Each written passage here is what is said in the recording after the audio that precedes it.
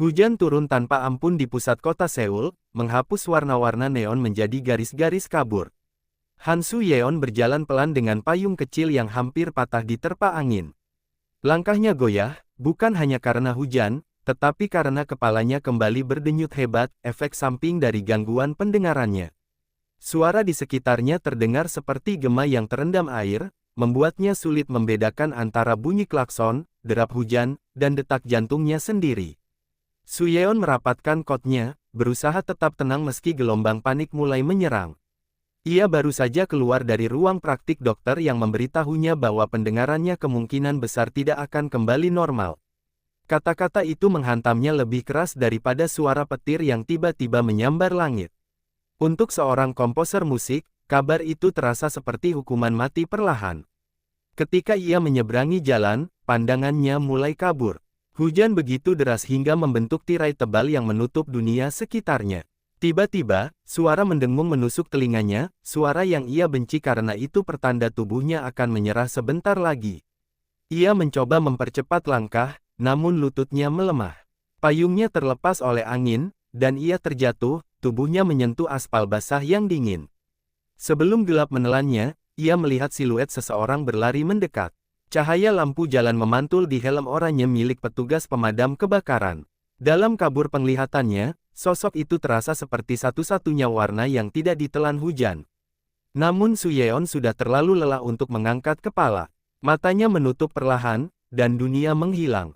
Kang Ji-ho, petugas pemadam kebakaran yang sedang berteduh setelah selesai misi pemadaman kecil, mendengar suara benda jatuh meski hujan menghalangi pendengarannya. Naluri menolongnya segera aktif. Ia berlari tanpa payung, membiarkan seragamnya basah kuyup.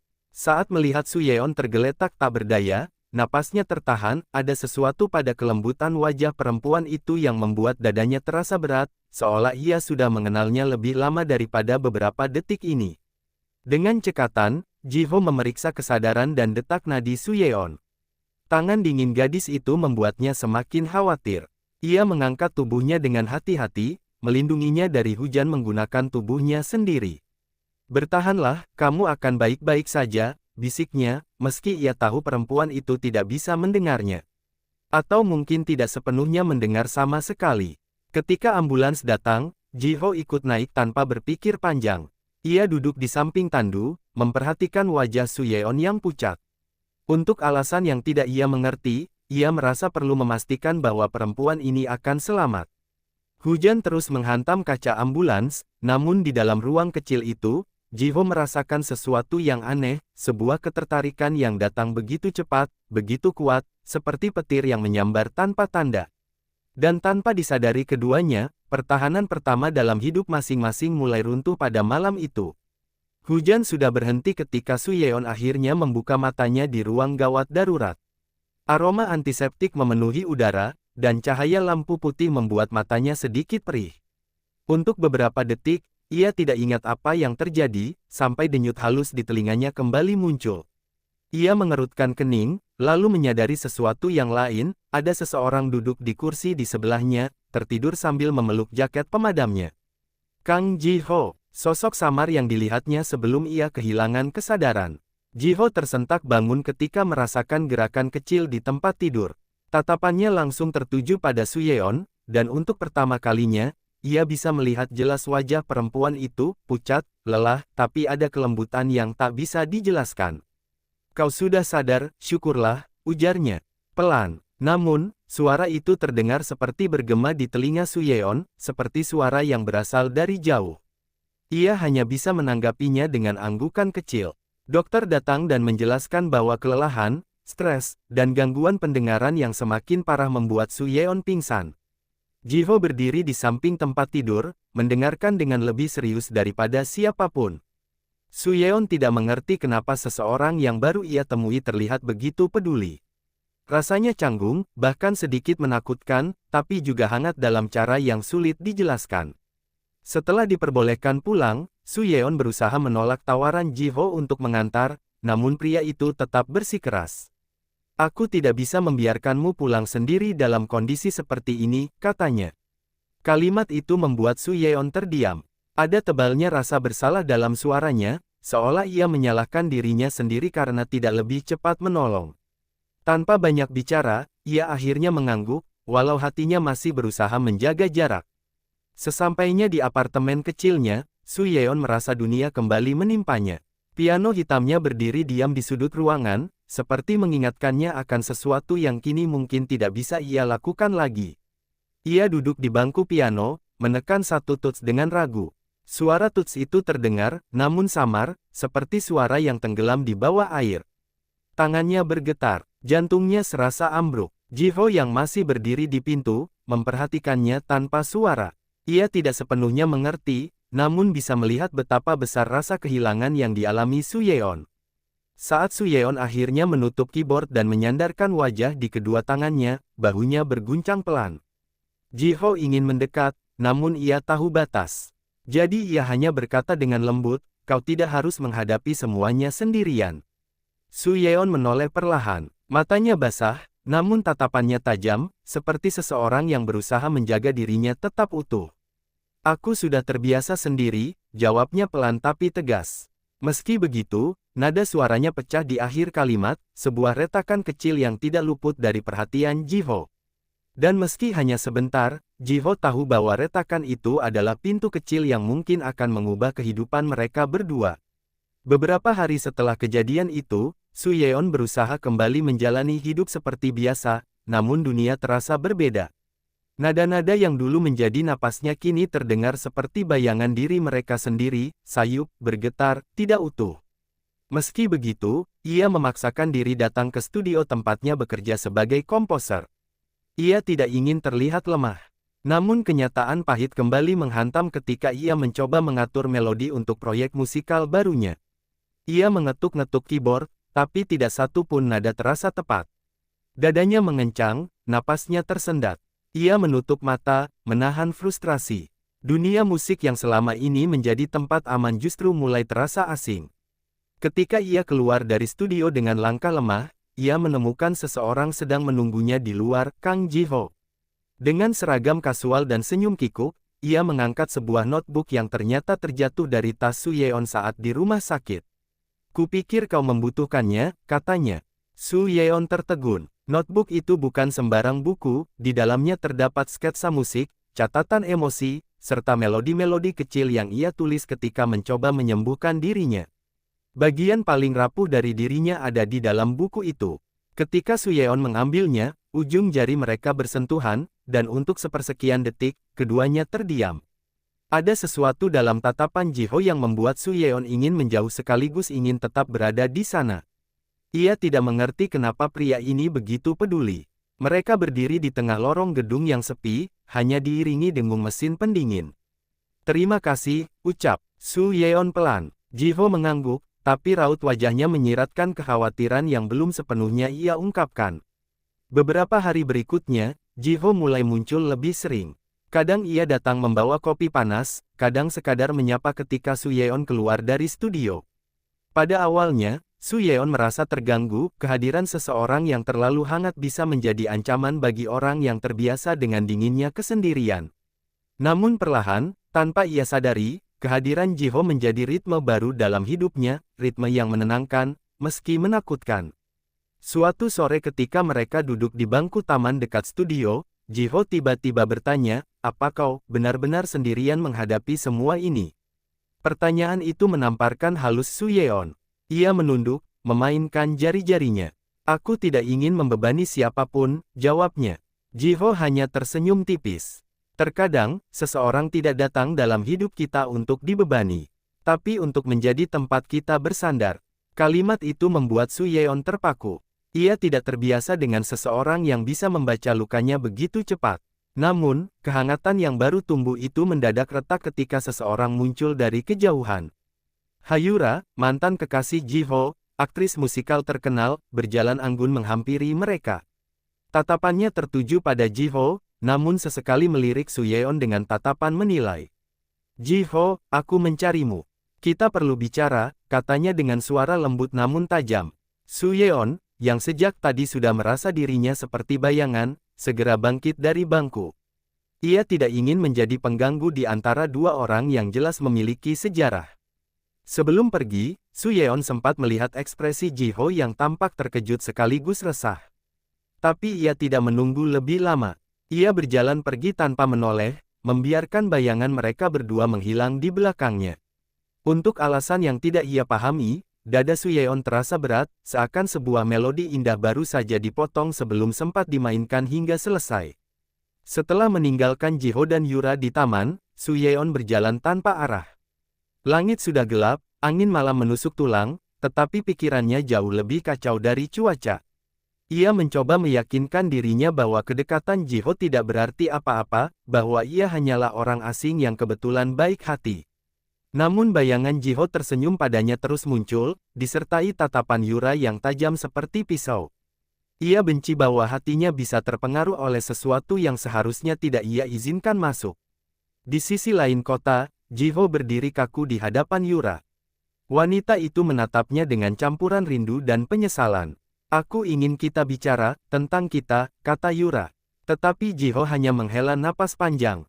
Kita sudah berakhir, Yura, jawabnya dingin.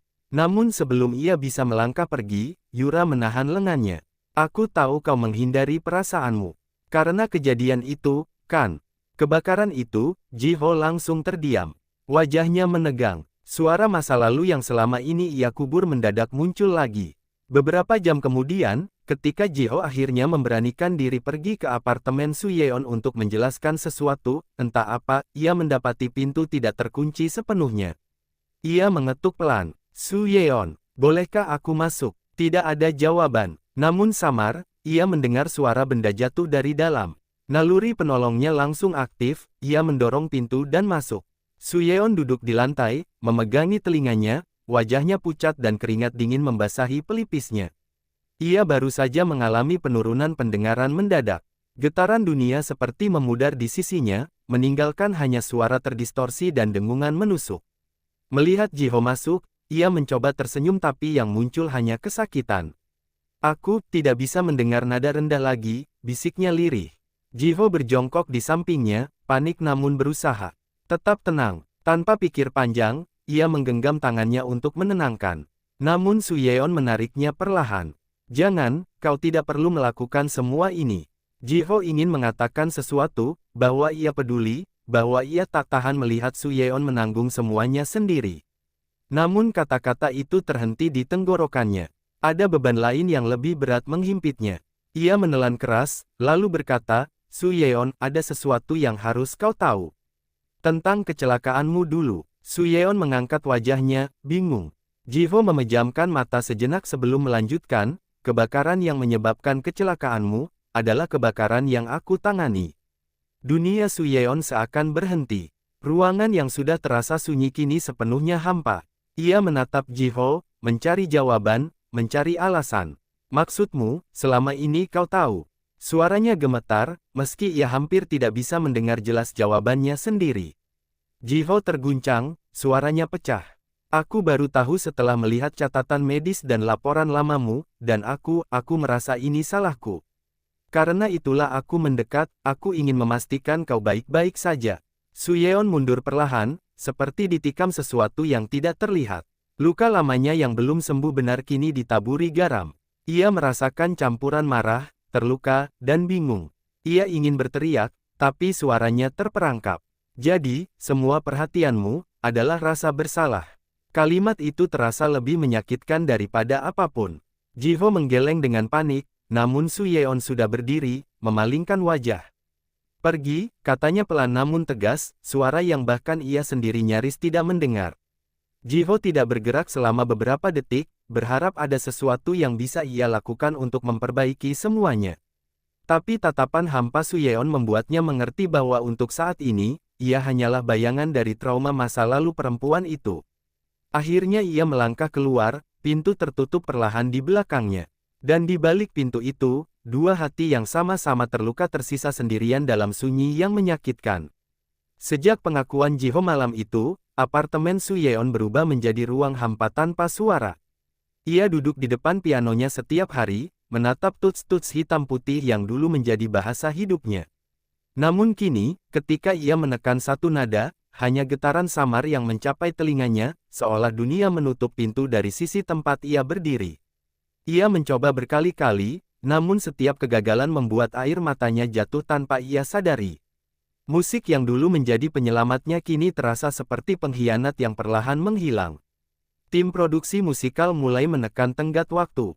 Telepon masuk tanpa henti, namun Su Yeon tidak menjawab satupun. Ia tahu ia mengecewakan banyak orang, namun dirinya sendiri bahkan lebih rusak daripada apapun yang bisa ia jelaskan. Ketika seorang rekan kerja akhirnya datang ke apartemennya untuk memeriksa kondisi, Su Yeon hanya mampu berkata, "Aku tidak bisa mendengar, bukan seperti dulu." Kata-kata itu pecah seperti kaca retak, pelan, tapi mematikan. Di tempat lain, Ji-ho merasakan penyesalan menghantamnya setiap detik. Ia duduk di locker room markas pemadam kebakaran, memandangi helmnya yang basah oleh hujan saat misi terakhir. Rekannya mencoba menghibur, namun Ji-ho tidak bisa mengungkapkan beban yang ia tanggung. Bukan hanya karena kebakaran masa lalu, tetapi karena ketakutannya bahwa Su Yeon mungkin menganggap semua kebaikannya hanyalah permintaan maaf berkedok perhatian. Padahal sejak awal, ia merasakan sesuatu yang membuatnya ingin tinggal. Keadaan memburuk ketika Yura muncul kembali di stasiun pemadam kebakaran, membawa kopi dan senyum yang terlalu manis untuk seseorang yang pernah meninggalkan luka besar. "Kudengar kau terlihat kacau akhir-akhir ini," katanya sambil menyandarkan diri pada meja. Ji-ho tidak tersenyum. Namun Yura melanjutkan, "Aku tidak akan peduli, kalau kau tidak penting bagiku. Kita bisa memulai lagi, Ji-ho." Kata-kata itu membuat Ji-ho teringat pada tatapan Su Yeon malam itu, tatapan patah yang menyalahkan dirinya sebelum ia sempat menjelaskan sepenuhnya. Sementara itu, Su Yeon duduk kembali di depan partiturnya. Ia mencoba menuliskan melodi, namun garis-garis nada tampak seperti simbol asing yang tidak ia kenal.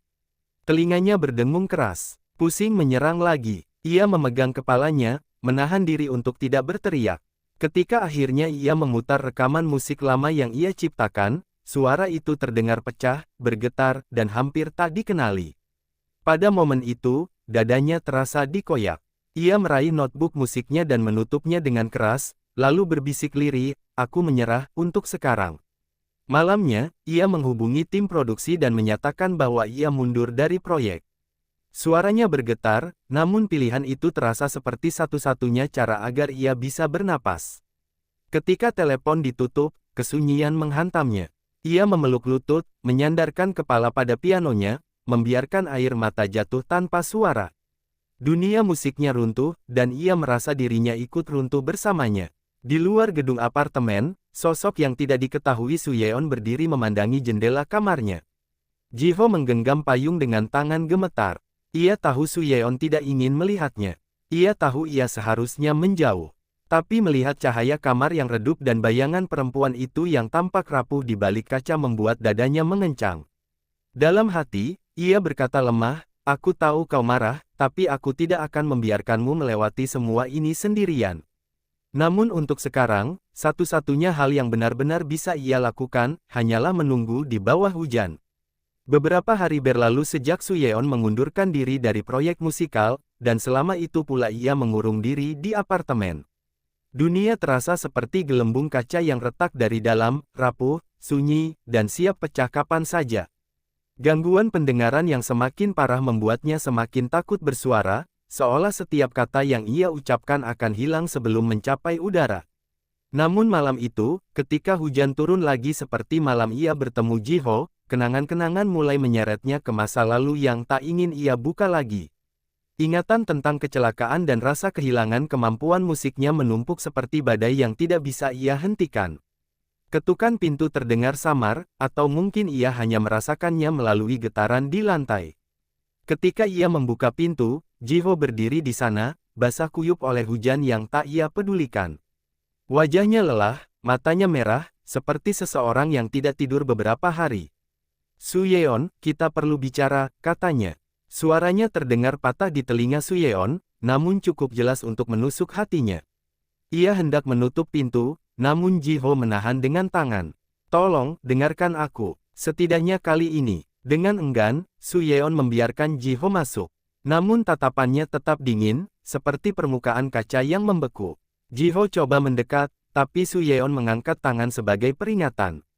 Kenapa kau terus datang? Katanya dengan suara lirih namun penuh luka. Karena aku peduli, jawab Ji-ho. Su Yeon tertawa kecil, tawa pahit yang tidak mengandung kebahagiaan sedikit pun. Peduli, atau kau hanya mencoba menebus rasa bersalahmu? Pertanyaan itu membuat Ji-ho terdiam, seperti dipukul oleh kebenaran yang tidak ingin ia akui. Ia meremas ujung jaketnya, menunduk. Aku, memang merasa bersalah. Tapi itu bukan alasan aku mendekatimu, ujarnya akhirnya. Su Yeon menatapnya dengan mata yang bergetar. Tapi kau tahu, pada akhirnya, semua ini hanya mengingatkanku pada kebakaran itu. Pada hari semuanya hilang, dan kau bagian dari itu.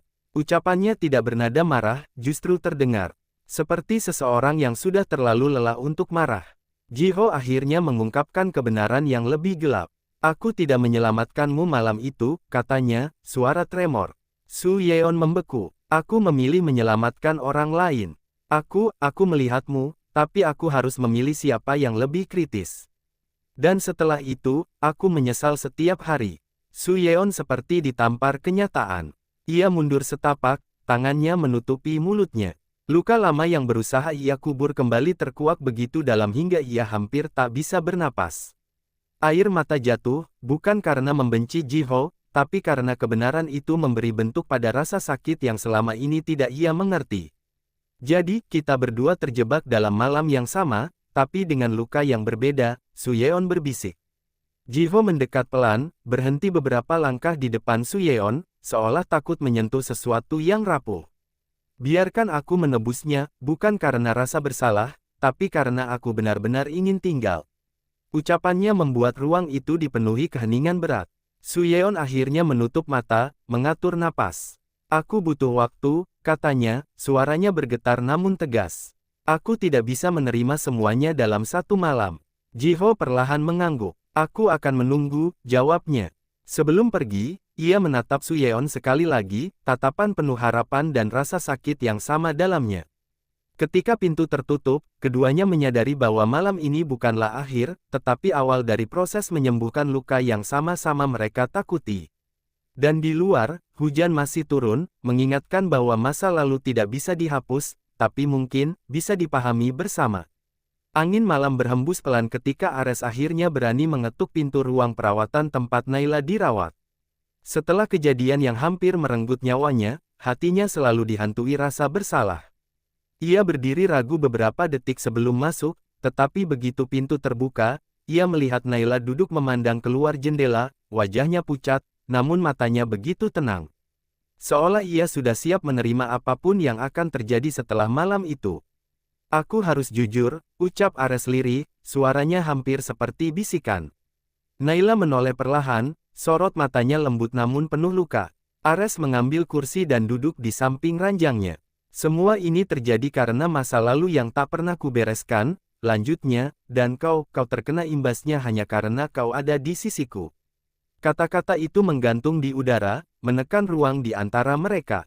Naila menarik napas panjang. Ares, aku tahu ada sesuatu yang kau sembunyikan.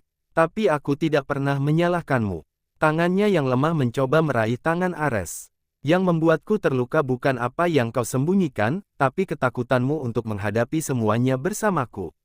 Ada getaran kecil dalam suaranya, sebuah kejujuran yang membuat dada Ares terasa sesak.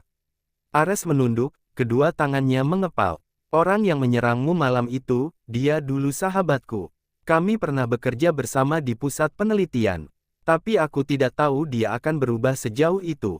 Matanya memerah saat ia melanjutkan, dia mencuri hasil penelitian kami dan menggunakannya untuk kepentingan yang salah.